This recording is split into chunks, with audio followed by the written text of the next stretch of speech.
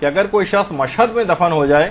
تو اس پر سے سوال منکر و نکیر بھی ساقط ہو جاتا ہے اور عذاب قبر بھی ساقط ہو جاتا ہے. اللہم صلی علی محمد.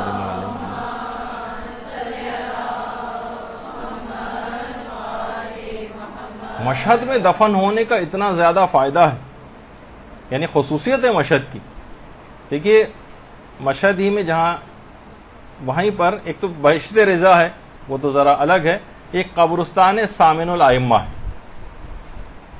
یہ صحن ہی میں ہے، صحن جمہوری میں، باقاعدہ صحن جمہوری میں اس کی انٹرنس ہے. اکثر لوگ جو وہاں پر زیارت کے لیے جاتے ہیں اس کو مس کر دیتے ہیں. کسی سے بھی پوچھ لیں کہ قبرستان سامن الائمہ وہ کدھر ہے، وہاں سے آپ، وہاں باقاعدہ بورڈ بھی لگا ہوا ہے اور صحن سے اس کا داخلہ بھی ہے، وہاں سے آپ اندر داخل ہو جائیے بہشت سامن الائمہ کے نام سے. سیڑھیاں نیچے کی طرف جا رہی ہیں اور جیسے سیڑھیاں نیچے کی طرف جا کے جو آپ کو فرش نظر آ رہا ہے یہ سب قبریں ہیں، اور سامنے ہی وہاں پر قبرستان میں جو داخلے کی دعا ہے السلام علی اہل لا الہ الا اللہ وہ لکھی ہوئی ہے، وہ سب پڑھتے ہیں وہاں پر. اور پھر اس کے بعد ایک اور زیارت ہے جو شہداء کی زیارت کے طور پر ہے، وہ پڑھی جاتی ہے کیونکہ یہاں پر بہت زیادہ شہداء مدفون، اور یہاں پر بہت زیادہ قبریں ہی قبریں. اس میں مقامی علماء بھی ہیں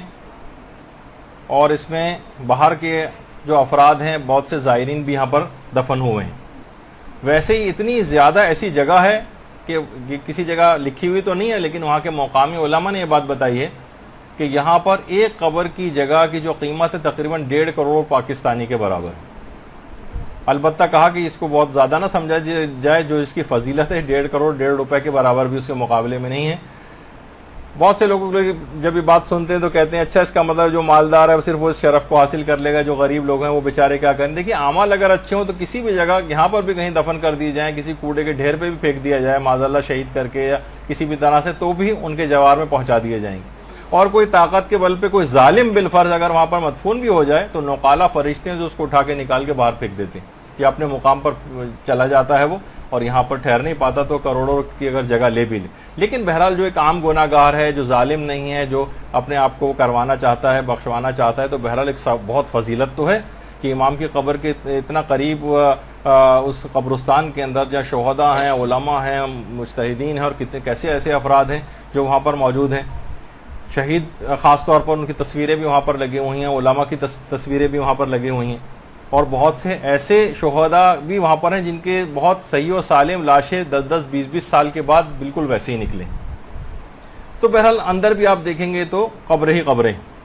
لوگ یہاں پر آتے ہیں، اور بہت زیادہ لوگ سب سے پہلے ہی جاتے ہیں جو وہاں پر سوال اٹھتا ہے کہ قبروں پر چلنا کیسا ہے، قبروں پر اس طرح کے جو نام لکھے ہوئے ہیں وہ کیسے ہیں، کیونکہ ایرانی یا حتیٰ کہ بہت سارے صاحبان علم بھی وہاں پر اس انداز سے ان کے اوپر چل بھی رہے ہیں اور ان کے اوپر قبروں کے اوپر بیٹھے ہوئے بھی نظر آتے ہیں بعض اوقات.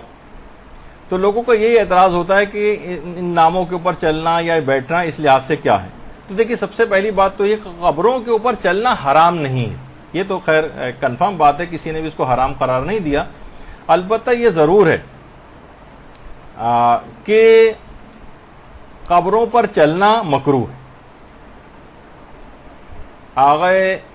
سیستانی نے فرمایا کہ معروف یہی ہے کہ قبروں پہ چلنا مکروہ ہے، اور دیگر علماء کا بھی یہی نظریہ ہے. کچھ نے یہ شرط لگائی ہے کہ بلا ضرورت چلنا مکروہ، لیکن ضرورت ہو تو پھر کراہیت ختم ہو جاتی ہے، لیکن حرام پھر بھی نہیں. جو علماء اس کے قائل ہیں کہتے ہیں کہ باقاعدہ بہت سے علماء کی تو وصیتیں ہیں کہ ہم ایسی جگہ دفن کیا جائے کہ جہاں طالب علم میری قبر کے اوپر چلتے ہوئے جائیں، زائرین میری قبر کے اوپر چلتے ہوئے جائیں. کچھ علماء کا رجحان اس پہ ہے کہ کچھ شاید روایات بھی اس کی تائید کرتی ہیں کہ مردے کو اس سے بہت زیادہ آرام ملتا ہے. جس طریقے سے کوئی جسم کسی کو دبایا جائے تو اس کو ایک آرام ملتا ہے، اس طرح قبروں پر جو زائرین چلتے ہیں اس سے مردے کو ایک آرام ملتا ہے. بہرحال یہ جہاں تک فقہی مسئلے کا تعلق ہے تو قبروں کے اوپر چلنا مکروہ بھی ہے، قبروں کے اوپر بیٹھنا بھی مکروہ ہے. تو یہ ایک دماغ میں رہے کہ بہرحال جو فتوے ہیں وہ تو یہی ہیں. اچھا بہت سے لوگ ظاہر ہے کہ جو خاص طور پر انڈیا پاکستان وغیرہ کے افراد ہیں ان کا تو دل بھی نہیں مانتا ہے، اور بڑے احتیاط کے ساتھ کہ ہمارا کسی قبر کے اوپر جو نام لکھے ہوئے ہیں اس کے اوپر پاؤں وغیرہ نہ آ جائے، تو اس میں احتیاط میں کوئی ایسا مذائقہ بھی نہیں ہے، اور بعض اوقات لیکن ہم خود بھی دیکھتے ہیں کہ رہبر معظم جی جب قبرستان وغیرہ جاتے ہیں تو قبروں کے بالکل جو درمیان والی جگہ ہوتی ہے کہ کسی جگہ پاؤں نہ پڑے، بڑی احتیاط کے ساتھ اسی جگہ پہ چلتے ہوئے جاتے ہیں قبروں کے اوپر، اس لحاظ سے ناموں کے اوپر پاؤں، تاکہ ایک ظاہر ہے کہ مختلف جس طرح کے نام ہمارے ہاں رکھے جاتے ہیں کہ معصومین کے نام بھی اس میں ہوتے ہیں، تو ایک احتیاط کا پہلو رہے، تو اس کے اندر کوئی ممانعت والی بات نہیں۔ تو بہرحال اس کے بعد پھر اسی قبرستان میں جو ابھی آپ کے سامنے بہشت سامن الائمہ تھا، جب جائیں تھوڑا سا ہی آگے چلیں گے تو ایک سیڑھیاں سی نیچے آئیں گی، یہ سیڑھیاں نیچے کی طرف جا رہی ہیں،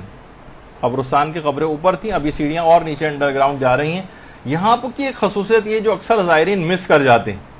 وہ یہ کہ جو اترتے ہی اس کے بعد سیڑھیوں کے بعد ایک سامنے ایک دیوار سی آ جاتی ہے جہاں چند افراد آپ کو بیٹھے ہوئے بھی نظر آئیں گے۔ یہ چند اس وجہ سے بیٹھے ہوئے نظر آ رہے ہیں کہ ان کو باقی لوگوں کو پتہ نہیں، یہ جگہ امام کی قبر مبارک سے سب سے قریب ترین ہے، صرف چند میٹر کے فاصلے پر۔ باقی تو آپ جتنی بھی زری بھی جس جگہ بھی جاتے ہیں یا تو اوپر ہوتے ہیں تو بہت زیادہ نیچے بہت زیادہ فاصلہ ہے، سب سے قریب ترین جگہ جو ہے امام کی قبر سے صرف چند میٹر کے فاصلے پر وہ دیوار ہے جو قبرستان نیچے کے قبرستان سے جس کا رستہ جاتا ہے۔ تو اچھا اب آج کل یہ کہ اس دیوار جو ہے اس کے اوپر کچھ علماء وغیرہ کی تصویریں بھی ہیں، لیکن بہت کم افراد یہاں پر ہوتے ہیں، تو باقاعدہ اگر کسی شخص کو اپنی خصوصی دعائیں اور تبرک اور فضیلت قریب ترین امام کی قبر کی جگہ سے چاہیے تو قبرستان سامن الائمہ انڈر گراؤنڈ جا کر وہاں تک پہنچے۔